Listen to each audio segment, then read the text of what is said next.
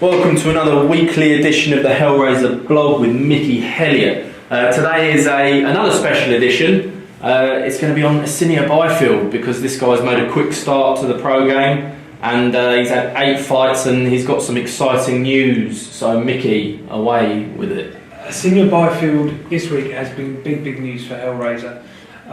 We have a situation, the boxer that I manage, Aaron Morgan, he's been mandatory for about 7 months to fight for the Southern Area light middleweight title. Really struggled to get anyone to fight him. Then get made mandatory, and they gave us 2 possibles: Billy Bird from Norwich and Arthur Herman, the huge punching German. Billy Bird decided he didn't want to fight Aaron, or his manager. You know, they didn't want it, which is fair enough. Aaron's a good fighter. He's a very good fighter, and. We then faced with fighting Arthur Herman, which I'm sure Aaron boxing wise would have no problem fighting Arthur Herman. He's boxed on the same shows as Arthur Herman, he knows him well. Arthur Herman is a huge puncher. That's the only way you can define Arthur. He's not the greatest boxer, but he's a huge puncher. One punch, pretty much anyone he hits on the chin and you can take them out. So Aaron then decided, because Arthur Herman isn't really a ticket seller, we'd have had to subsidise Arthur Herman's purse from Aaron's ticket sales, meaning that there isn't that much money. It still would have got an okay purse, and I think would have really sold the fight. You know, Aaron's got a good fan base. I think people that maybe don't come to every fight, they would have come to that one. If they've been to any of Aaron's fights, they've probably seen Arthur Herman fight, and he's knocked people chillingly, like cold spark out. On shows, even when he hasn't really boxed sometimes that well. They're just one punch, boom. And so I think people would buy into the idea, you know, that they'd come to that fight and probably would have been a good earner. But because really Aaron objected to the fact that Arthur isn't going to really bring much money into the table, that put him off having the fight. So they didn't want to take it. So then I wanted someone that I've got, because I'm now on a vacant title, the champion, was with Matchroom vacated as soon as he won it, leaving us to try and scratch around. And Asinia Byfield from Reading came to me for his trainer Craig Piner about 18 months ago. They contacted me, I think, and we sat down and had a chat, and I explained to them, as you explain with every boxer, right, you can go what we call the left-hand side of the bill, which is like boxing as a house fighter, where we try and build you up. A lot of those guys, they earn less money early on. It's harder financially on them. And basically they have to sell, they have obligations, they sign a contract to sell X amount of tickets, and then they can go and fight on a show against an opponent that we choose for them, that hopefully they will beat, to build them up. The other way they can go is they just go and fight anyone, anywhere, anytime. You know, whoever rings up, as long as the money's right, they go and box, and they just have to make sure they're fit and sharp and in good nick, so they can sort of weather whatever storms get thrown at them. So we had that conversation with Asinia, and he actually, in fairness to himself, he said, you know, I think it's going to be hard to sell tickets. You know, get people from Reading to London, especially if it's on a regular basis. You know, you might be the first one to sell, and then. Well, Asinia actually, he didn't even settle for his first one. Struggled, you know, really struggled. And that's not something that I don't notice. You know, I realise, okay, so these guys end up boxing for like tiny money, but they're improving. And Asinia Byfield, one thing I will say, he has really improved over the last 12 months. He's really come on. I wouldn't put him forward for the fight. We didn't think that he had a chance of winning it. I actually, in my own mind, I have him as a favourite to win it. But it's a gamble. We're taking a real gamble, because Arthur Herman, for one, he's naturally a lot bigger than Asinia, and he's a huge puncher. I mean, anyone he hits on the chin is going to be in trouble. He knocked over a cruiserweight that I manage in the gym in a sparring session, and this is a light middleweight. You know what I mean? And Asinia, in truth, could probably still make welter. So. This isn't an easy fight for him. This is a really hard, and it's not like I've tried to sell it to him. Asinia's switched on. He's a clever guy, you know, and we've explained it to him what it is. It's an opportunity. Go and beat this guy. I mean, he's had a fantastic first year with Asinia. Look, so far he's had 8 fights. He's won all 8. He's boxed live on television as part of our deal with London Live. He's now got a fight in Reading in his hometown, in a fight which he should win. There's no doubt about it. He goes in as a heavy favourite and he should win that one, no problem. Then he'll be 9-0. Still within the first year of him being as a professional, he's going to fight after Herman for the Southern Area. This means this guy's going to have done in his first year 10 fights and boxed for a Southern Area title. If he wins against Herman, he's had probably the best first year any boxer I've ever managed or known even has ever had, coming from novice, because he wasn't a standout amateur. He has caught my eye. I mean, we had him sparring with different people whose names I won't mention, but he sparred with really top level guys as a sparring partner, sometimes paid as a sparring partner. But I've never seen him out of his depth, no matter, even if they're heavier than him. There's some of these sparring, he's very tall. Sometimes a heavier sparring, they might think, oh, we'll take him because he's the right height, but he's not the right, he can still make welter.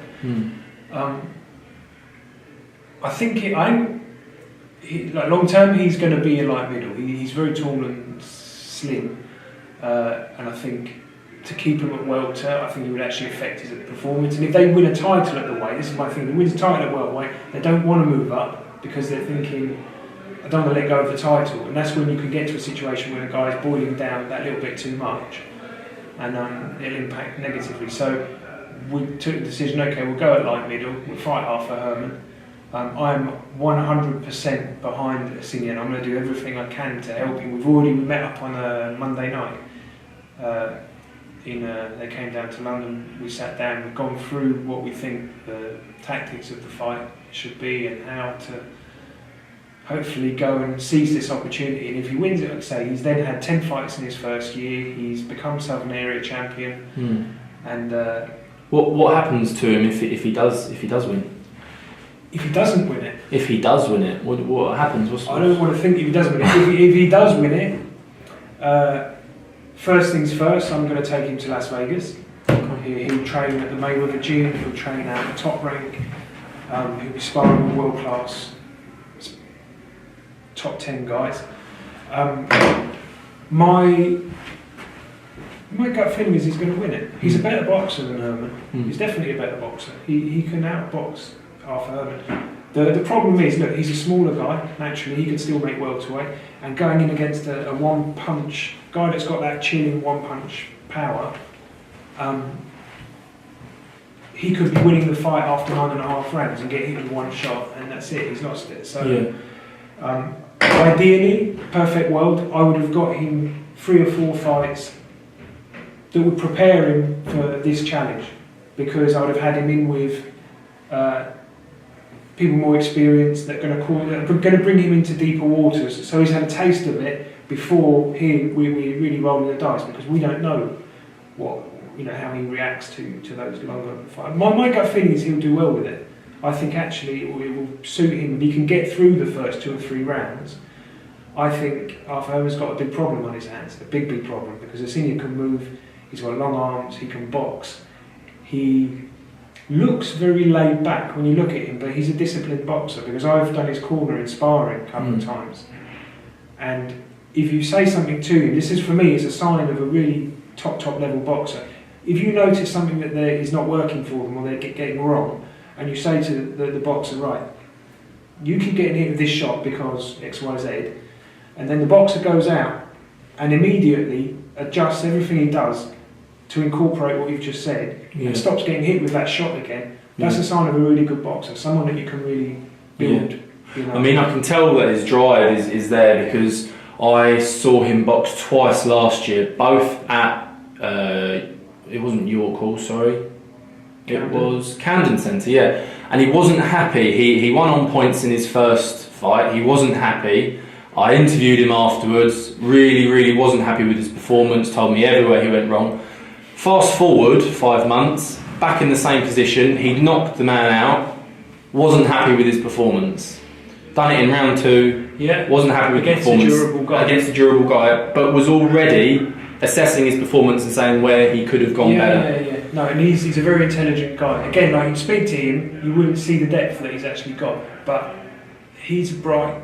Look, if I thought he's just a ticket seller that can't really fight, but we've somehow managed to build this artificial record with, that would be different. But with Asinia, I think he's actually better than what his record shows. He's boxed a lot of low-level guys for the reason that he doesn't sell that many tickets.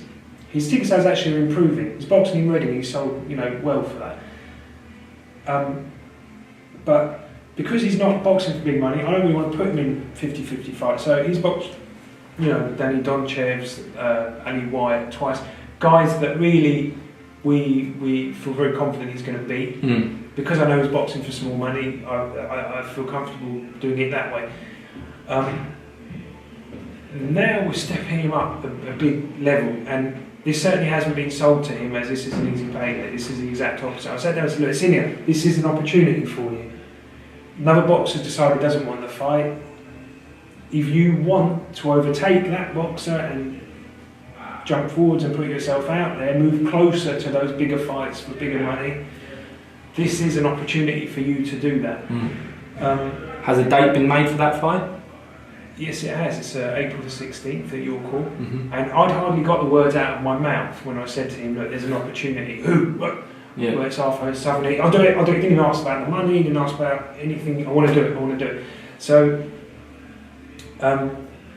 again, look, he's not a huge ticket seller. And now we're faced with someone that, we've tried to do a deal where we motivate Herman to sell what tickets he can. He'll go about that, which makes it slightly easier, I suppose, for Asinia, but he still has to contribute to Herman's purse.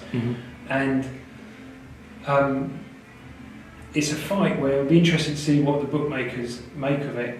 But Herman's probably the favourite, he's up against it. We're backing him. We've spent time long in advance of the fight talking about it, working out. He's got a good trainer in Craig Piner, who I know will be drumming him every day. And why I fancy it for Asinia is that I know, although see boxers of that style, they drop their hand, it's not one I like to see really, because I like guys that are maybe a bit more conservative and safer that way. But when he needs to be, and in this fight he definitely needs to be, he can be disciplined, he'll be switched on. He's going to, I think he'll put on really, really good performance because he'll be so motivated and ready. He's had some problems, outside of the ring that were nothing of his doing, not his fault. And sometimes a situation like this occurs and it can be a good thing. You know what? From a boxing point of view, because it gives that boxer that little window in his life where he's away from all the other problems of the world. He just focus on his boxing. He's got a good team, of which I'm part of it, and we are absolutely 100% praying for him to go and deliver the best performance that he can. And I think if he does, he wins it. If Arthur Herman is the best he is, and Asinia Byfield, even though he's naturally a little bit smaller, and definitely a smaller puncher, I think Asinia has got what it takes to win it. And if he wins it, he's then Southern Area champion, and it opens up a whole new level of opportunities for him. Well, we look forward to seeing it, and hopefully Asinia making the perfect start of the year to his boxing career. Please God, let him do it. And what a brave guy. He's taken the challenge, he's going to go for it, and I think every boxing fan, anyone that likes boxing, is going to love that fight, because that's a real puncher against a boxer, and it's two guys really throwing their hat into the ring and putting it all on the line. That's what we want to see. And that's the kind of fights, as a promoter, you motivated to put on, not the journeymen that have lost their last 40 fights. This is what we want to see, two guys going for it. And maybe the purse isn't enormous for this fight, but if they win it, the purses will come on their own, the opportunities for them will come. So, well, we'll catch up with Asinia soon, and we'll see you next week. Thank you, Sean.